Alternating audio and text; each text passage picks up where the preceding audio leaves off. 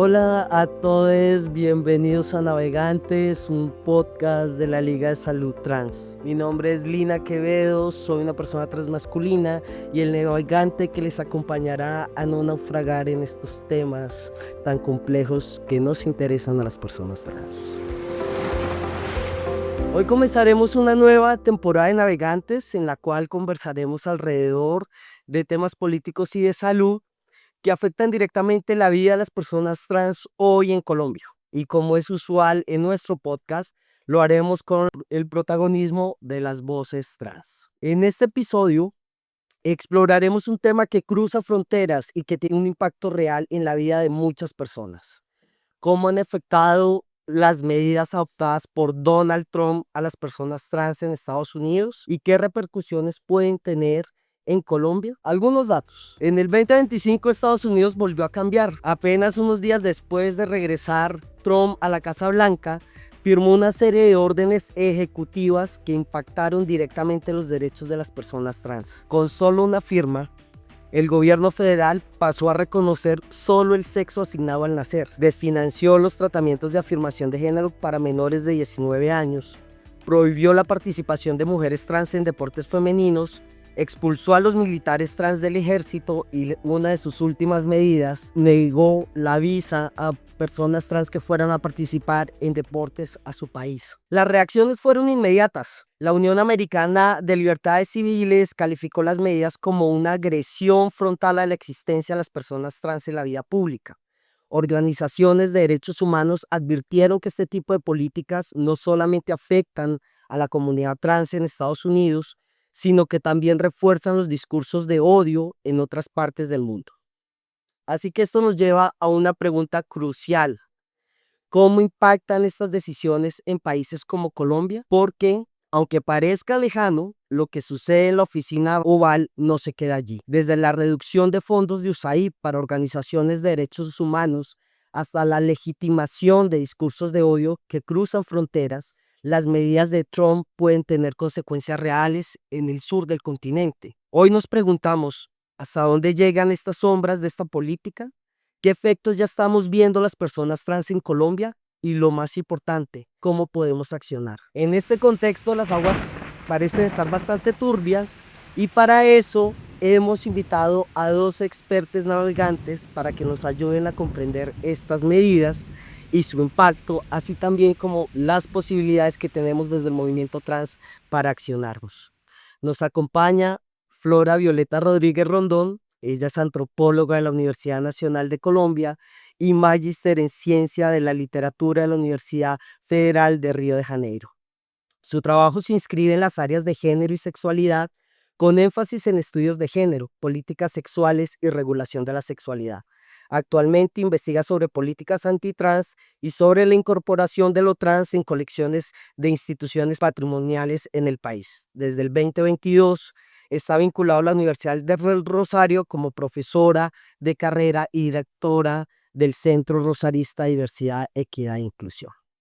También nos acompaña Ian Arias, sociólogo, especialista en marketing político y magíster en estudios sociales y políticos, asesor político y activista transmasculino no binario por derechos laborales, a la educación y a la población trans y LGBTQ+, integrante de la plataforma Ley Integral Trans.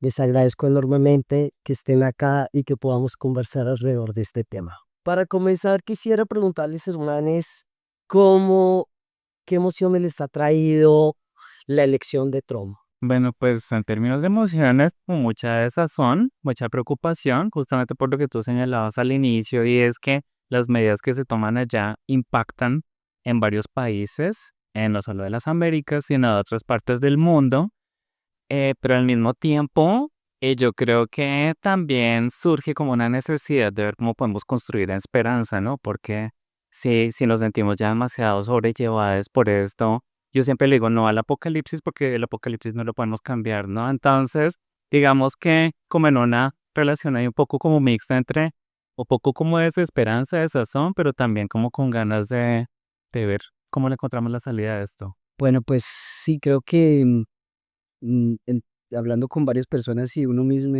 ha sentido un poco como ver a los ojos la distopía, ¿no? Creo que también un poco para ir metiendo el tema, hemos estado desde hace más de un año y medio luchando acá contra políticas que hoy representan Trump y que Trump ha ido avanzando poco a poco en Estados Unidos y pues ya llevamos un rato viendo la distopía a los ojos y también un rato reconfigurándonos, como dice la doctora Flora, para pues cogernos de la mano y decir, bueno, hay que parar, hay que poner cabeza fría, hay que acompañarnos, acuerparnos y alzar la cabeza, porque pues no, ahorita no es el momento de cejar y de bajarla, ¿cierto? Entonces creo que también es como fuerza, como indignación, como rabia, como digna rabia, ¿no? Al comienzo hablábamos de algunas medidas que había tomado Trump que afectan la vida de las personas trans, en las fuerzas militares, en el reconocimiento de la identidad, en el acceso a la salud, en el tema también de cárceles, que es una lista bastante larga, emitida en muy poco tiempo, ¿no? Y que debe ocasionar de alguna otra manera algún tipo de pánico colectivo entre las personas trans. Quisiera que pudiéramos como describirle un poco a la gente cómo esto afecta estas medidas que parecen gubernamentales, bastante abstractas y generales, ¿no? Afectan la cotidianidad de las personas trans en su vida más simple y cotidiana, cómo estas medidas pueden afectar. Bueno, de pronto lo primero que quisiera señalar es que si bien, claro, Donald Trump, las medidas de Donald Trump han sido muy visibles también por el estilo con que lo hace, por como todo el uso mediático de esto no es algo nuevo, ni en Estados Unidos, ni en muchas regiones del planeta, y pues en realidad tendríamos que ver cómo se ha ido construyendo un pánico moral en torno a las personas trans, ¿no? Digamos que la vida de muchas personas trans ya estaba siendo como afectada si nos centramos un poco en Estados Unidos por las políticas y las leyes estatales que se venían implementando pues en medio de un gobierno federal como el de Biden que estaba tratando de hacerle como contrapeso a algunas de estas cosas, ¿no? Em, Antes de que Donald Trump subiera al poder, en estados que prohibían el uso de baños con los cuales las personas trans se reconocieran, entre muchas otras medidas, ya se estaba provocando una suerte de desplazamiento interno. Muy chistoso porque ese tipo de cosas pocas veces, de esas cosas pocas veces se habla. Cuando pensamos en desplazamiento interno por violencia, siempre pensamos en Colombia además, ¿no? Pero la Florida, por ejemplo, que es el estado, o era hasta hace unos años, con el segundo mayor número de personas trans y uno de los estados con las leyes más duras, pues Marco Rubio era el gobernador, si no estoy equivocada.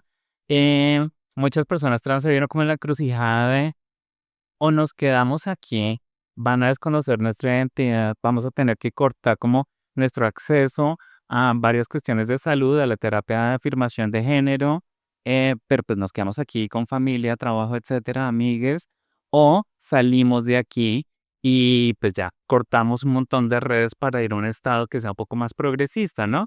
Entonces, eso es como una de las cosas que pocas veces se han visto. Ahora, claramente la salud mental es algo que está muy afectado, ¿no? En Estados Unidos ya hay investigaciones que muestran cómo la ansiedad, ideaciones suicidas, consumo problemático de sustancias psicoactivas, entre otras cosas, han venido como escalando, ¿no? Mm, yo creo que sobre todo ahorita lo que vemos es que esos miedos con los que vimos las personas trans se han amplificado y que nuestras existencias cada vez son más objeto de un debate público y pues no sabemos qué nos podemos encontrar a la vuelta de la esquina, ¿no? O en el taxi que abordemos. Tal como lo has dicho, Flora, me parece importante señalar que hay unos datos también que hemos ido recopilando junto con las madres y familias que acogen niños e infancias y adolescencias trans. Y en esa investigación pues hemos encontrado que las restricciones que se vienen adelantando en los distintos estados, en exactamente 19 estados de Estados Unidos, por ejemplo, se refieren, por ejemplo, a limitaciones de acceso a la atención en salud. Entonces una consecuencia directa es que las personas trans en esos estados, especialmente menores de edad, pues no están pudiendo acceder a los servicios de afirmación de género que están vinculados a la identidad de género, pero también a la dignidad humana, ¿sí? Para las personas trans, el acceso a los servicios de afirmación de género toca nuestra dignidad, así como lo hace también para personas cisgénero en diversos casos. El acceso a baños, como lo has dicho, pues se nos está obligando a entrar a baños a los que no deberíamos estar entrando porque no corresponde a nuestra identidad de género, pero también se está impidiendo que algunas infancias trans, y especialmente transfemeninas, participen en actividades deportivas en escuelas. Esto es lo que ya ahorita Trump llegó a extender a nivel federal y a amenazar con desfinanciar las escuelas que permitan esta participación de personas trans y jóvenes e infancias trans en estas actividades deportivas. Y esto, lo que se ha encontrado después del análisis de más de 35.000 encuestas de menores de edad, es que el riesgo de suicidio en esos estados donde se implementaron este tipo de restricciones se ha aumentado entre el 7 y el 72% el riesgo de suicidio en esta población con respecto a los otros estados. O sea que el impacto es directo y pues de ahí se deriva lo que has dicho, Flora, y es el desplazamiento interno, pero ya no solo interno. O sea, yo conozco casos y hemos escuchado casos de familias que están decidiendo enviar a sus hijos por fuera de Estados Unidos para que puedan estar, digámoslo así, en seguridad, porque también vienen otras consecuencias, como el hecho de que tenemos un referente como Donald Trump, que es la autoridad máxima del país, de Estados Unidos, incitando al odio de manera permanente, y esto hace que los índices de violencia directa también se disparen, y el acoso, las acciones de violencia directa en el espacio público, en las escuelas, en los espacios comunitarios y sociales. Entonces las consecuencias son claras, directas, y pues de ahí en adelante ustedes imaginarán pues las situaciones que deben estar viviendo las personas trans en ese país. Y bueno, acá en Colombia, si dejamos que pase. Y dale. No, ya aquí podemos interrumpir, de hablar. Retomando un poco lo que dice Ian sobre la violencia cotidiana, la violencia directa que se ha incrementado, a mí una cosa que me parece aterradora y profundamente dolorosa es que cada vez son más frecuentes noticias de violencias ejercidas contra menores trans o contra personas muy jóvenes, no solo en Estados Unidos, sino también en Inglaterra, bueno, en distintas partes. Y es además que es una violencia brutal, es una violencia inconcebible. Y dices, pero es que son bebés, son adolescentes. Y bueno, no entran en detalles al respecto, pero eso es una cosa que me preocupa, y es cuando yo digo, estas leyes que supuestamente buscan proteger a menores de edad trans y no binarias frente a el peligro que supuestamente representaríamos, en realidad lo que están haciendo es abandonarles a su suerte, ¿no? Y fomentar la violencia directa hacia estas personas. También quería meter la cucharada ahí, porque hubo algo que dijiste, Flora, que me parece clave y que se relaciona con algo que tú dijiste, Lina, ahorita, y es las distintas caras del pánico que se desata, porque creo que hay que diferenciar un poco, digamos, como el efecto de terror que se genera en las poblaciones que están siendo asediadas y que están siendo objeto del discurso de odio, ¿cierto? Que somos las personas trans, no binarias, inconformes de género, porque ni siquiera necesariamente las personas trans solamente, hay personas inconformes de género que están en su exploración inicial, en su infancia, en su adolescencia, que no están aún encuadradas o anunciadas como personas trans y también sufren ese odio, ¿cierto? Entonces el terror que nos genera, que es un poco lo que tú decías, ¿no, Lina? Y es, genera un pánico en la gente trans, pero un poco el otro lado de la moneda es lo que decía Flora ahorita, y es que hay una política de pánico moral que es distinto, y es buscar un chivo expiatorio que se construye discursivamente y simbólicamente como un enemigo que está amenazando algo, ¿no? Y en este caso amenaza los valores de la masculinidad, los valores de la familia tradicional, amenaza los valores de la nación que están fundados en perspectivas patriarcales y que históricamente también lo que hacen es configurar el poder. O sea, en últimas, la discusión que está ahí es qué es lo que amenaza la virilidad del poder que está construido a través de unas políticas sexuales, y el poder cómo construye a su vez política sexual, ¿no? Es Trump diciendo solamente pueden haber dos sexos y el género debe corresponder. Y regular los cuerpos y controlarlos, pues es parte de un proyecto de nación, ¿no? Entonces creo que el pánico moral que se quiere, que quiere meterle a toda la sociedad contra nosotros, porque nosotros somos el diablo, ahí somos nosotros los malos, ¿no? Y nosotras y nosotres, pues es diferente un poco al terror que nos puede causar a nosotros que, pues que estamos sufriendo la violencia. Y también el pánico ayuda a que se pueda controlar más fácil la población. ¿no? Frente a un régimen que es bastante autoritario. Y también hablas un poco y hablan ustedes de esas violencias cotidianas y también subió la violencia hacia las personas trans por redes sociales. Aumentó bastante el acoso y el hecho de que también se dejaran de censurar esos discursos de odio por redes, pues también ha permitido que eso... Pero te les quiero botar un dato antes de seguir esto, y es que el Partido Republicano gastó 215 millones de dólares en propaganda antitrans durante la campaña de Trump. Así que quisiera preguntarles a qué debemos que esta agenda antigénero cobrara tanta fuerza en estas elecciones de Trump, como en otros países, ¿no? Como lo nombramos. ¿A quién representa esta agenda? Bueno, pues aquí hay, pues bueno, yo lo que observo y bueno, y también lo que han dicho ya varias personas es unos activismos transnacionales, ¿no? Es decir, claro, digamos que esto se materializa en políticas de Estados Unidos, de Gran Bretaña, de, no sé, Polonia, Francia, en fin, España. Pero aquí estamos hablando de unos flujos internacionales de activismos, de argumentos, de un montón de cosas. Y digamos que sí, esto digamos que no solo, este pánico moral no solo se ha tejido entre las personas que habitan una nación como la estadounidense, ¿no? Em, Desde hace ya varios años, el antigenerismo viene como, digamos que el género se ha convertido un poco como en un lenguaje para expresar aversión, miedo, rechazo, ¿no? De distintas formas. Y es muy impresionante porque incluso el antigenerismo lo asociamos mucho con políticas de derecha, pero el antigenerismo también, la otra vez leía un artículo pues, bien interesante de una autora que decía que en Cuba también se ha movilizado como una forma de antigenerismo. Entonces, claro, ya el asunto no es la izquierda que quiere imponernos, sino que es Estados Unidos que tiene una agenda imperialista que busca convertir a todos los jóvenes en trans, homosexualizarles y en fin, este tipo de cosas. Entonces, esto es una agenda que se presta para el que quiera, o sea, izquierda, centro, derecha, extrema, la extrema del otro. Obviamente tiende hacia la derecha, por supuesto, porque también la derecha tiende a capitalizar mucho los miedos de la población, ¿no? Aquí lo vimos con la, entre comillas, llamada ideología de género, con la cultura de seguridad, sí. En, en Polonia, por ejemplo, que es un país en donde la derecha tiene como, bueno, ahorita en Europa, toda Europa está muy derechizada, pero digamos que Polonia ha sido un país como en donde el euroescepticismo ha calado mucho, entonces es como la Unión Europea nos quiere imponer sus valores, la Unión, tenemos que salirnos de la Unión Europea, entonces políticos de derecha cogen esto para decir, sí, la Unión Europea nos está imponiendo, ¿no? En España, Vox, en fin. Entonces el género, todo lo que tenga que ver género se convirtió como en un lenguaje, en un vehículo para expresar miedos o para como recoger, movilizar miedos, ¿no?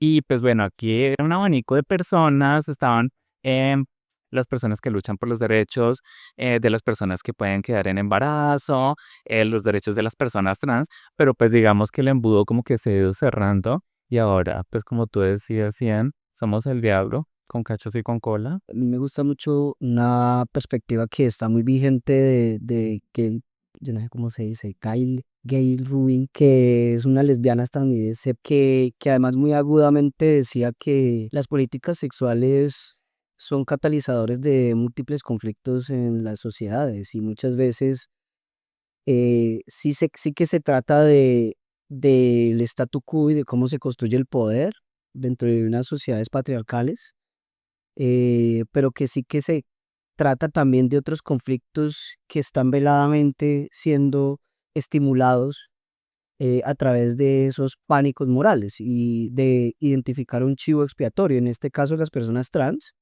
Llegamos y las personas disidentes de género y sexualidad, creo yo, que estamos ocupando un lugar de enemigo interno y externo en conflictos nacionales, por ejemplo, en Colombia, con ocasión del plebiscito por la paz, así fue, ¿sí? Y el rayo homosexualizador, digamos, la discusión sobre políticas sexuales y de género se volvió un proceso de catalización y de manipulación en torno a unas definiciones que pasaban era por la tensión guerra-paz. Y claro que guerra-paz tiene que ver con políticas patriarcales y de masculinidad, ¿sí? Entonces, hay miedos relacionados con el enemigo interno del subversivo que se trasladaron al enemigo interno de los pervertidos y pervertidas y personas que vamos a cambiarle el sexo a los niños, ¿no? Y a las niñas. Entonces creo que detrás de todo ello, y tú lo decías también, vale para sectores que también son de izquierda o de izquierdas con valores autoritarios o con valores de masculinidad tradicional, que no todas las izquierdas y que no todas las derechas, además, porque justamente lo que está detrás es un poco la celebración de unos valores patriarcales tradicionales que están vinculados con valores autoritarios, ¿no? Y con mucho más, digamos, más fuertemente, sí, derecha global. Incluso hay quienes han hablado de heteroactivismo para hablar de la reemergencia de activismos de masculinidades tradicionales, de gente que está diciendo, nos imponen que la maricada y toda esta vaina, ¿no? Entonces creo que pues es importante como vincular esto y entender que pues qué es lo que se conjuga en esos valores. Ahora, también me parece que es importante entender que eso está articulado con otras jerarquías y otros también sistemas de opresión que se articulan y se superponen, como el racismo, ¿cierto? Como políticas racistas y xenófobas, y es clarísimo, o sea, es clarísimo con Trump, y eso pues desde los 60 en Estados Unidos es un discurso o sea, súper claro, ¿no? Desde el poder, ¿no? Que era anticomunismo, macartismo y racismo, ¿cierto? Racismo antinegro, antiafro norteamericano y debilidad de la masculinidad de la nación, ¿no? Tú señalas esto como ver también entretejido con otros sistemas de opresión y hay un libro que es súper interesante de un antropólogo gringo que se llama Roger Lancaster, que una de las cosas que hace es estudiar el pánico sexual concretamente en Estados Unidos, que es una vertiente como el pánico moral en Estados Unidos durante el siglo XX, alcanza a coger un poquito el XXI, y él muestra cómo cada cierto tiempo ha emergido un personaje que se convierte en un peligro sexual, ¿no?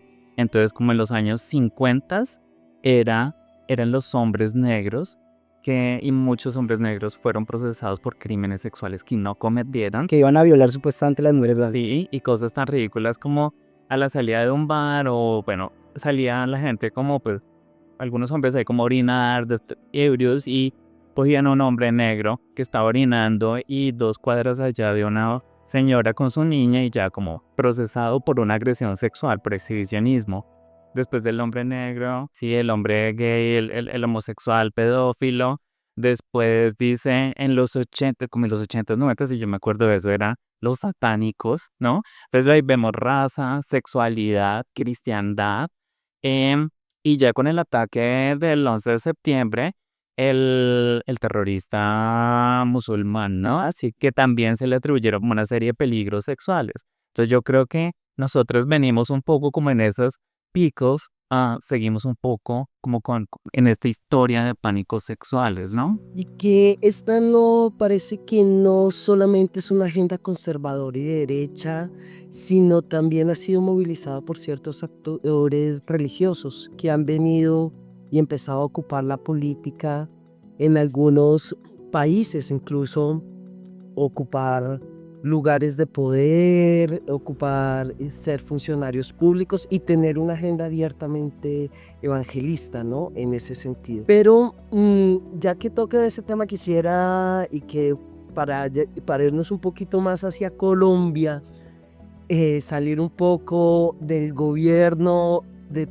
Donald Trump en Estados Unidos, y me gustaría que miráramos cómo está influyendo estas medidas de Trump en Latinoamérica y especialmente en estos países que tienen una relación muy estrecha a nivel de dependencia económica, también de una cierta comunión con unos valores económicos que aparecen allí, y que pudiéramos entonces conversar ahí. ¿Ven ustedes alguna similitud en los discursos que está promoviendo Donald Trump con algunos actores en el país, algunos políticos, algunas propuestas, iniciativas aquí en Colombia? Creo que es básicamente un copy-paste, efectivamente las narrativas como también las medidas que han impulsado en Estados Unidos en esos 19 estados son prácticamente calcados acá por sectores de derecha fundamentalista, algunos religiosos cristianos, otros no necesariamente.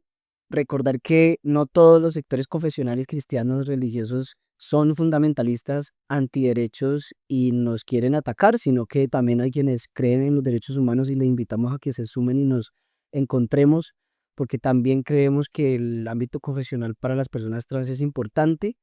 Pero sí, decir que han impulsado especialmente dos proyectos que son muy similares en narrativa y en restricciones y en medidas que intentan establecer.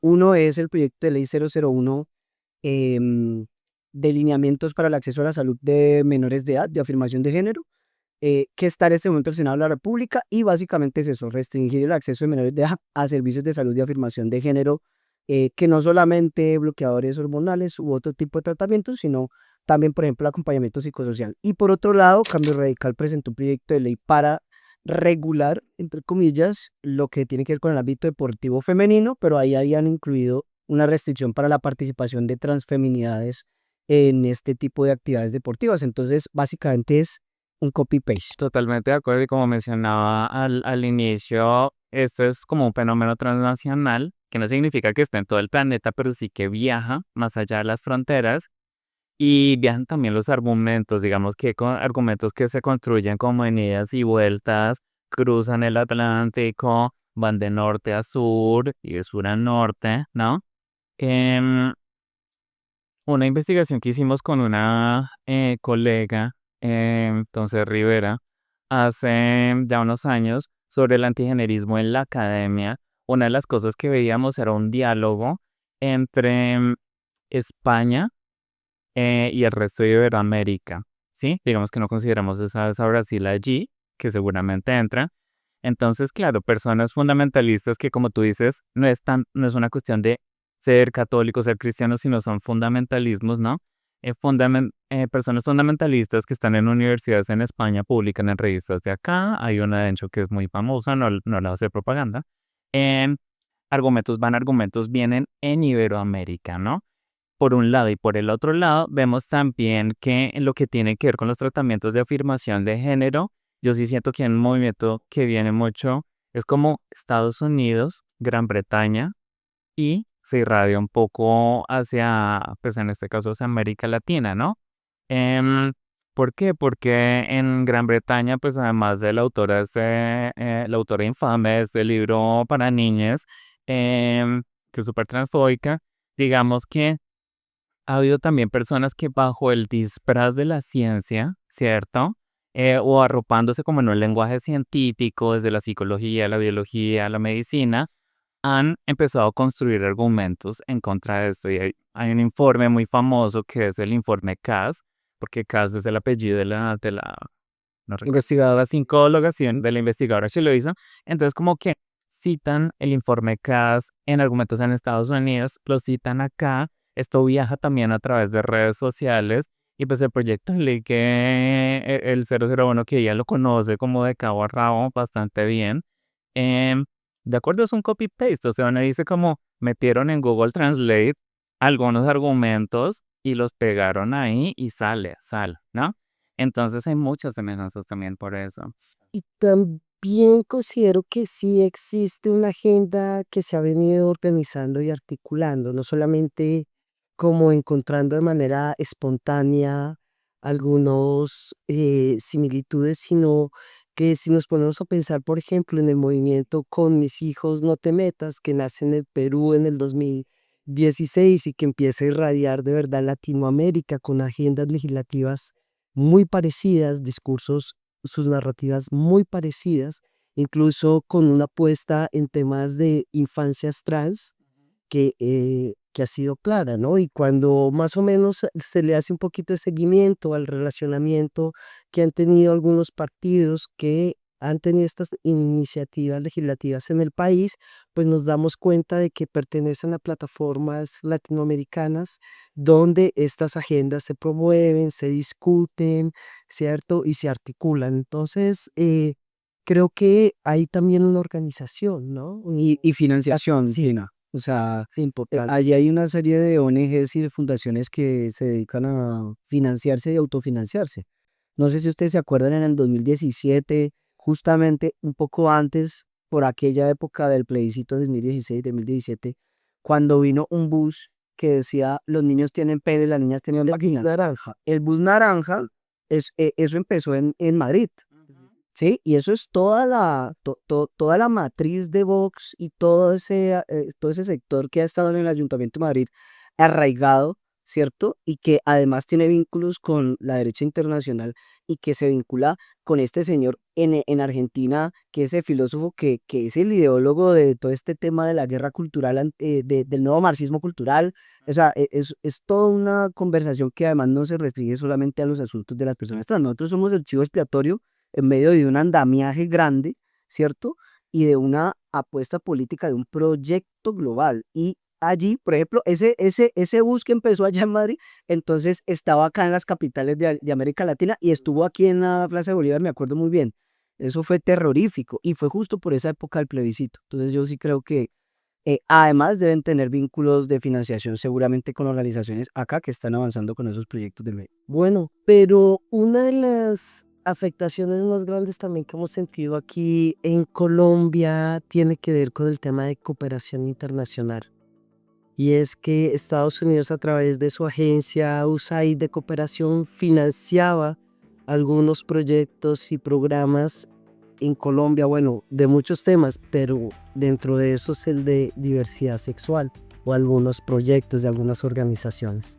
Lo que nos hemos dado cuenta es que ese presupuesto ya no llega, muchas organizaciones quedaron a medio andar con muchos programas que estaban esperando esa financiación, ¿no? Y aquí viene y es cómo las organizaciones trans vamos a poder, y muchas organizaciones, ¿no? Vamos a poder seguir en nuestros procesos de incidencia y derechos humanos sin depender económicamente de la cooperación, ¿no? Y más cuando la cooperación es un poder blando, ¿no? Es una forma de poner valores, de poner una agenda en los países, ¿no? Y también una agenda que desatiende el Estado, ¿no? Es como que le dejamos a la cooperación internacional la inversión social, ¿no? Cuando el Estado no la pone. ¿Cómo creen ustedes ahí? ¿Cómo la vamos a hacer? Bueno, ¿cómo le vamos a hacer? Nos toca hacer como apelar a nuestra creatividad y no solo como personas trans o no solo como parte del vecindario LGBT. Yo siempre digo somos como un vecindario, ¿no? Em, Sino también ver como también la gente que trabaja, pues, las personas que son afectadas como por otros sistemas de opresión, como mencionabas tú, Ian.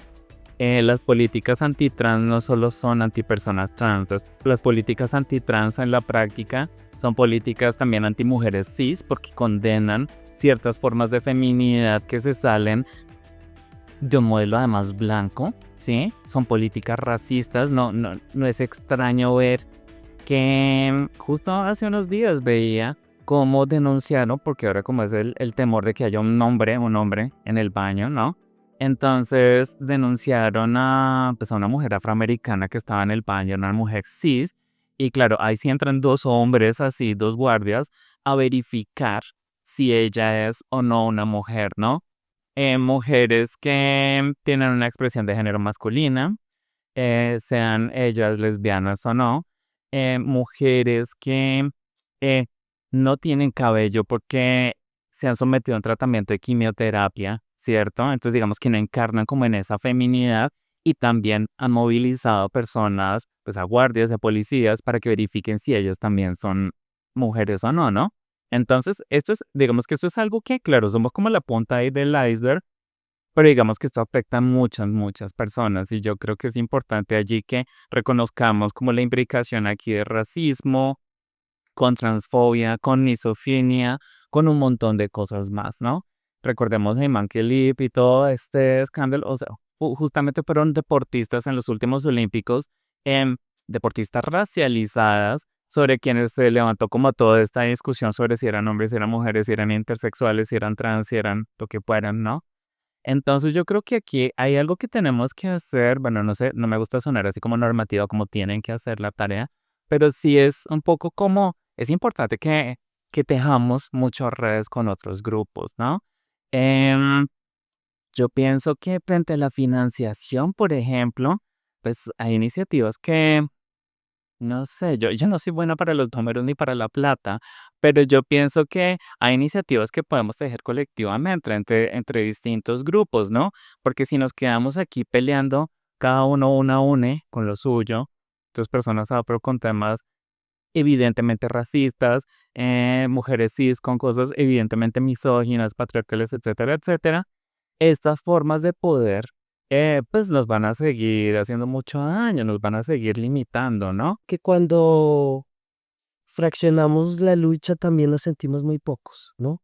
Hablan de las minorías y somos bastantes, ¿no? Cuando esa frontera ya no está, resulta que somos muchos los oprimidos por el mismo, ¿no? Me quedaría mucho con lo que dijiste al final, Lina, sobre el poder el control y el poder que significan los recursos de cooperación estadounidenses en el mundo del subglobal. O sea, creo que hay mucho por pensar, que esta crisis nos permite sentarnos a ver qué tanto de los términos y condiciones que hay en esas financiaciones nos está marcando una agenda que habrá que preguntarse qué tan efectiva es con relación a la disputa y a la contestación de un sistema que es complejo de opresión y del cual hace parte claramente Estados Unidos en un imperialismo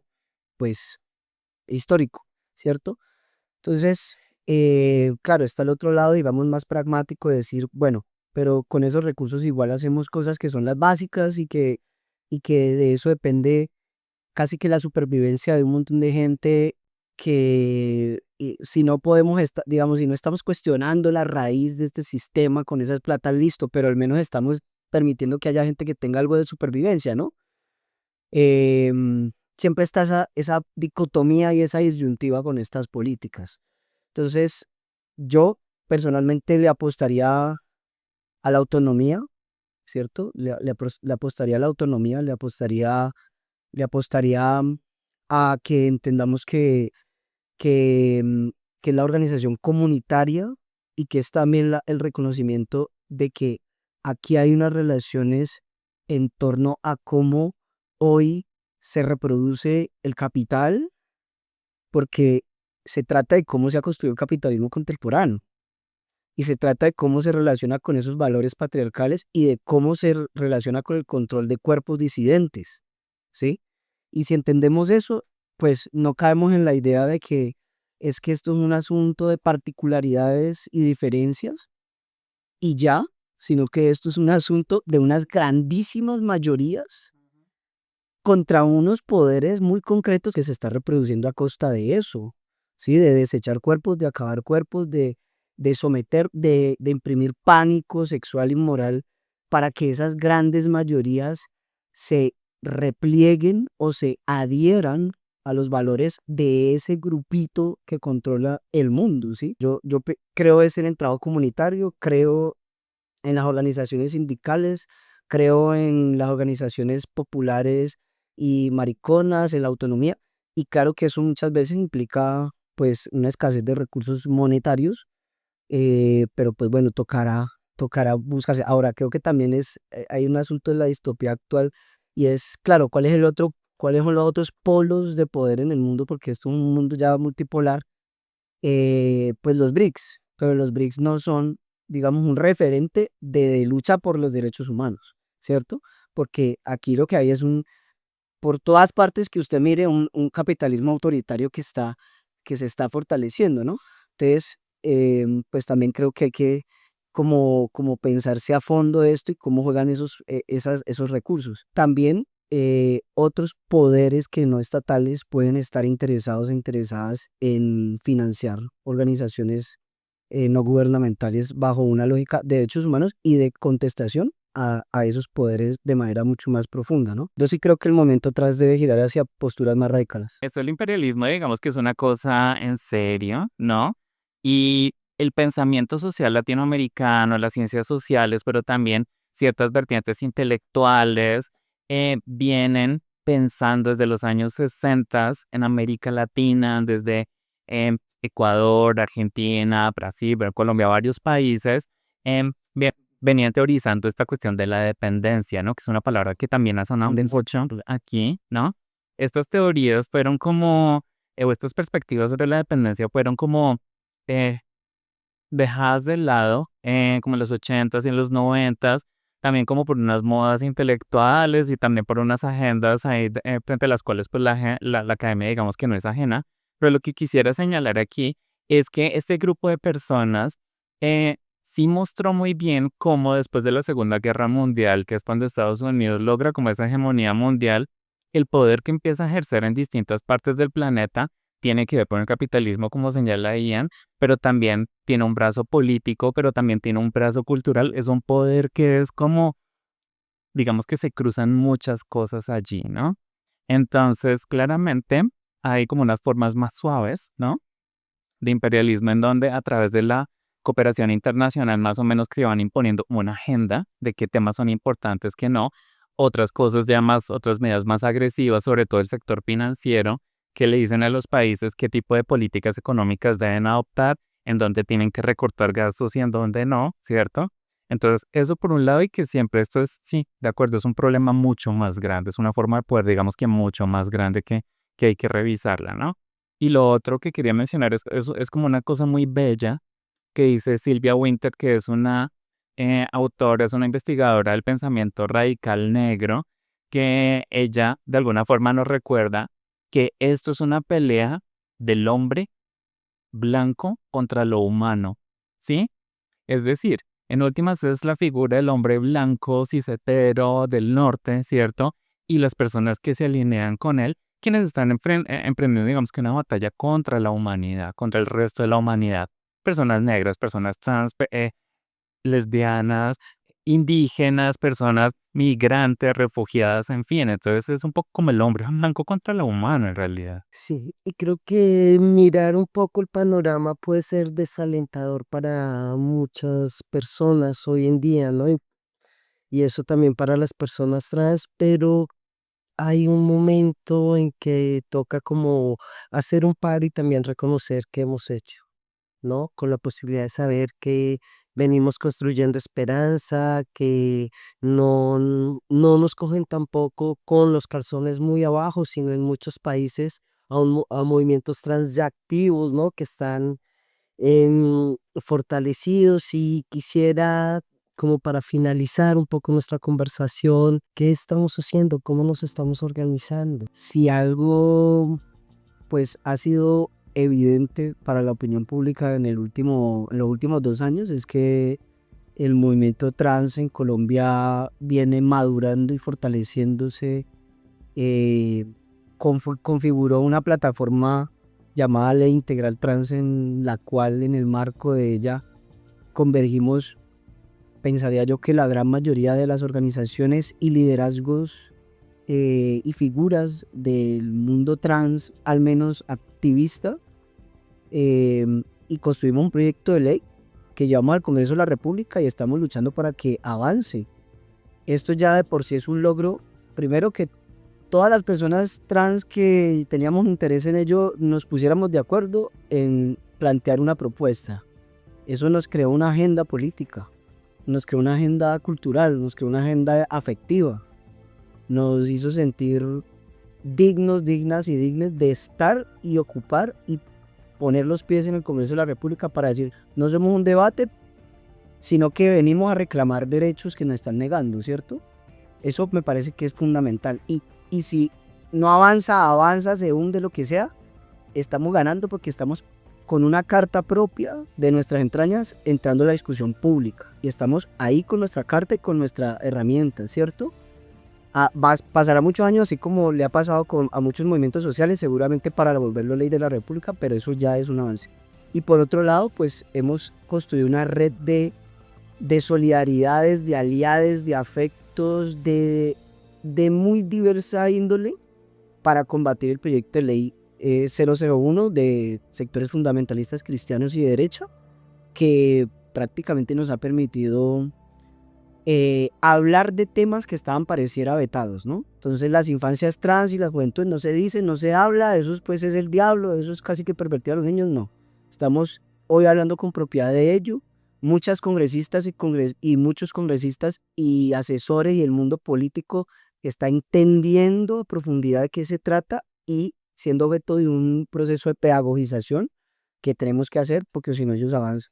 Entonces, creo que ha sido increíble la red que se ha ido construyendo y que además debemos seguir fortaleciendo. No nos cogen con los pantalones muy abajo, sino que no, ni abajo, ni muy abajo, ni poquito abajo, no, estamos con uno que otro, estamos ahí así pues fuertes. Yo estoy convencida de que pues, la lucha por nuestra existencia no la jugamos en distintos frentes y el cotidiano es una cosa súper importante.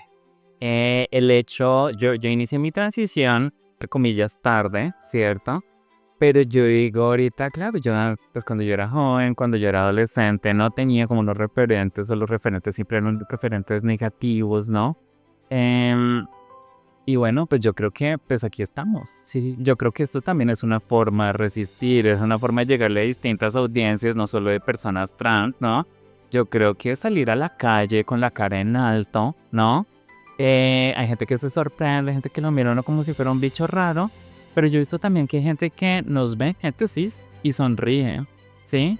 Yo creo que de alguna forma iluminamos también los espacios y nuestra sola existencia también puede tocar a otras personas. A mí me parece muy poderoso que compartamos nuestras experiencias, ya sea a través de podcasts, de literatura, de redes sociales, porque también hay mucha gente que le tiene miedo a unas cosas que no conoce, se imaginan un montón de barbaridades sobre nosotros y pues no, somos personas muy bellas, somos lo más cercano a los unicornios, entonces... Me encanta eso.